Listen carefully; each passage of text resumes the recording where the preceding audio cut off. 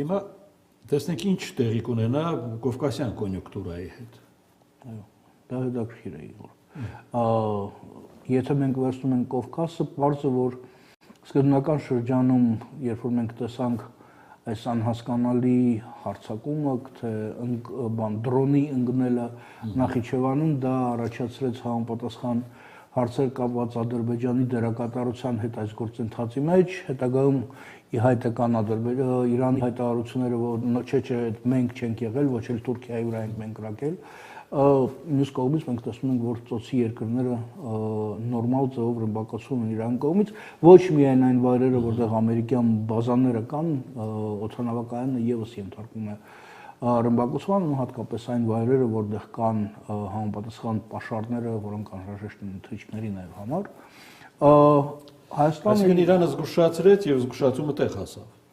Դա վարկածներից մեկն է, մյուս կողմից Ադրբեջանը ուշագրավ հետևում է այն process-ին, որովհետև նրանք եւս ունեն ոչ միայն քաղաքական, այլ նաև տնտեսական հետաքրությունը Իրանի հետ։ Երբ որ մենք խոսում ենք Հայաստանի մասին, մենք ունենք առայժմ երկու փակ եւ ինչպես տեսնում եք, երկու կիսափակ սահմաններ, հա, որովհետև եթե Լարսը փակվեց հերթական անգամ վերջերս, Իրանը ունի լուրջ խնդիրները լոգիստիկայի համար, հա, մենք չմոռանանք եւ Բանդերադա Աբասն է կարող է հանդես գալ որպես խնդիր եւ ուրիշ պորտերը, որոնք կան Իրանում ռմբակոծման տակ են, համապատասխան այս ճանապարհները լուրջ խնդիր են առաջացնում մեր տրանսպորտային եւ առևտրաշրջանառության համար, ու պարզ է, որ Իրանով պետք է տեսականորեն անցնել նաեւ այն զենք զինամթերքը, որը մենք գնում ենք, այդ նաեւ Հնդկաստանից մենք ունեցել ենք Հնդկաստանի բարձրաստիճան զինվորականների այցը Հայաստան, առայժմ Վրաստանը հանդես է գալիս որպես երկիր, որը շարունակում է հանդես գալ որպես տարանցիկ երկիրը եւ միջինասիական հոսքերը կարող են անցնել առայժմ Վրաստանի տարածքով որպես տարբերակ։ Պարզ որ մեր համար դա հարցն է եւ խաղաղության խաչմերուկի եւ թրիփի տեսանկյունից այս մթնոլորտում քիչ չեն այն վարկածները, ըստ որի Ադրբեջանը եւ Թուրքիանը նաեւ կուզենան օգտվել Իրանի հավանական փլուզման ակտից եւ միանալ հակաիրանյան գործողությանը արդեն ինչ որ շահեր հետապնդելով։ Հավանական համարում եք։ Ну, դարավոր մրցակցությունը Թուրքիայի եւ այն ժամանակ Պարսկաստանի, հետագայում օտամյան կազմակերպության Պարսկաստան, Թուրքիա, Իրան շարունակվում է։ Այն շարունակվում է ոչ միայն առաջնային դերակատարության համար թուրքական աշխարհում Թուրքիայի համար, բայց նաեւ տարածաշրջանային ազդեցության համար։ Թուրքիան մտել է տարածաշրջան, ինքը իրեն զգում է բավականին հանգիստ եւ Ադրբեջանում եւ Վրաստանում, բայց տարածաշրջանային, չեմ ուզում ասել գեգեմոնի, բայց առաջի ջութակի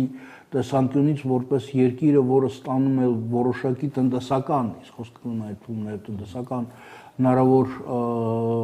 աջակցություն, այլ տնտեսական շահույթի մասին Թուրքիան իհարկե ցանկանում է հանդես գալ որպես այդպիսի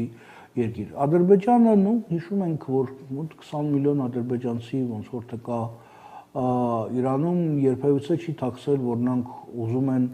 ունենան մեծացնել սեփական ազդեցությունը ոչ միայն հարավային Կովկասում, այլ Ալիևը դիտարկում է Ադրբեջանը արդեն որպես ոչ միայն հարավ-կովկասյան դերակատարող, այլ դերակատարողը, որը ունի էական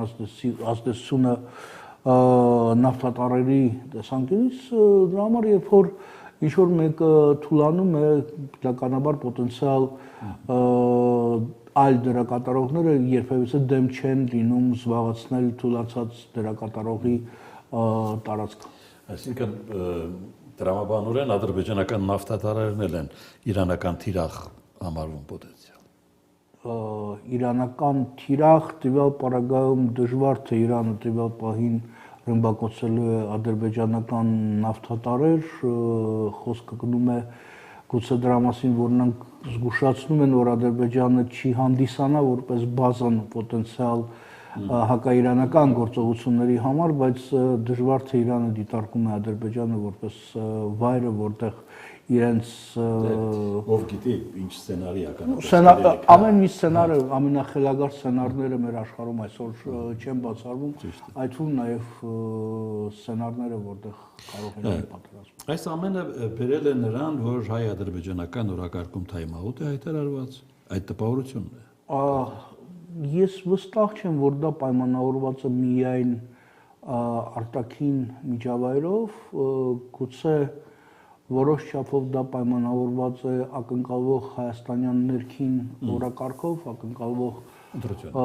հունիսի 7-ի ընտրություններով, բայց Ադրբեջանը իր հայտարարությունների մեջ իրեն չի թողնում, չի զրկում հաճույքից այս կամ այն կերպ անդրադառնալ Հայաստանի նկատմամբ իր քաղաքականությանը, սկսած նրանից, որ Ալիևը հայտարարում է, որ ինքնաթիռները անցնում են Հայաստանի տարածքով Ադրբեջանի համար եւ այլն եւ այլն։ Այսինքն այս տեսանկյունից պարզ է, որ դա կա Ադրբեջանի պահանջները կապված տարբեր դրույթների հետ ոչ միտեղ չեն կորել եւ մենք երևի ինչ որ մի իմաստով գուցե առայժմ սպասում ենք, թե ինչով կավարտվի նաև ընտրական գործընթացը։ Մեր մոտ դուք հիշում եք վերջերս հայտարարված է եղել, որ մասնավորապես Սահմանադրության նոր տեքստի նախագիծը արդեն պատրաստ է։ Այսինքն իրանական պատերազմը չի փոխել նաև թրիպի առաջնահերթությունը։ Հայաստանի համար նկատի ունեք տիվապարագայում, Ադրբեջանի համար ուղղակի այս իրավիճակում խնդիրը լինելու ինչն է անցնելու այս թրիփով եւ ով կարողանա մտնել տարածաշրջան ներդրումներով, որտեղ կա անկայունության զգալի աստիճանը, անկայունությունից բացի կա անկանխատեսելիության համապատասխան աստիճանը, դժվար թե խոշոր բիզնեսը ուզենա գործ անել վայրում, որտեղ 100 կիլոմետր են կողմ տեղի են ունենում ռազմական գործողությունները, բայց բոլոր դեպքերում թրիփը հանդես է գալիս որպես հայաստանյան քաղաքատնտեսական օրակարգի մի մասը, առայժմ մենք խոսում ենք դրա կարևորությունը, խոսում է դրա կարևորության մասին, մասնավորապես հայ-ամերիկյան օրակարգի մեջ, Վենսի այցելությունը, ամերիկացիների պատրաստականությունը կատարեն ներդրումները, բայց ամեն ինչը պետք է ստանա ոչ միայն գաղափարը, այլ նաև միսուարյունը եւ ըստ էության դա այն մասն է, որը առայժմ ժամանակավորապես գուցե շատարել է։ Այսինքն իրանական ելքից շատ բան է կախված։ Իրանից միշտ մեր տարածաշրջանում շատ բան է եղել կախված, այդ թվում նաև տարբեր ձևի ինֆրակառուցվածքային պրոյեկտներ, որովհետև դուք հիշում եք, որ նույն Ադրբեջանը ուներ պրոյեկտը կառուցելու շրջանցող ճանապարհը հենց Իրանի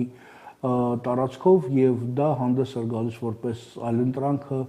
այն ինֆրակառուցվածքային պրոյեկտներին, որոնք կարող էին անցնել Հայաստանի տարածքով, այսինքն Իրանը հանդես էր գալիս Ադրբեջանի համար որպես կարևոր տնտեսական գործընկեր, Հայաստանի համար դա եւս եղել է կարևոր, որովհետեւ ունենալով ապրանքաշրջանառությունը, որը մոտենում էր 900 միլիոնին, եթե չեմ սխալվում, արկա է եղել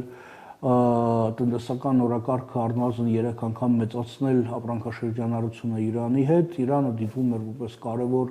տնտեսական ինֆրակառուցվածքային գործընկեր, հիմա պարզ է, որ Իրանի համար բացարձակապես այլ առաջնահերթությունները կան եւ տնտեսության վերականգնման եւ քաղաքական համագործակցության տեսանկյունից։ Չնայած նրանք միշտ շեշտադրում էին, որ Հայաստանը իրենց համար հանդես է գալիս որպես կարևոր գործընկեր, երեկվա հանդիպումը Իրանի դեսպանի եւ կրթության եւ գիտության նախարարի միջեւ եւս մեկ կարևոր հանգամանքն է եղել այս շփումները պահելու եւ շփումները ունենալու տեսանկյունից։ Եվ հավաստեցինք, շնորհակալություն։ Շնորհակալություն։ Ալեքսանդր Մարկարով քաղաքագետ եւ վերջ այսօր, մինչ վաղը նույն ժամին։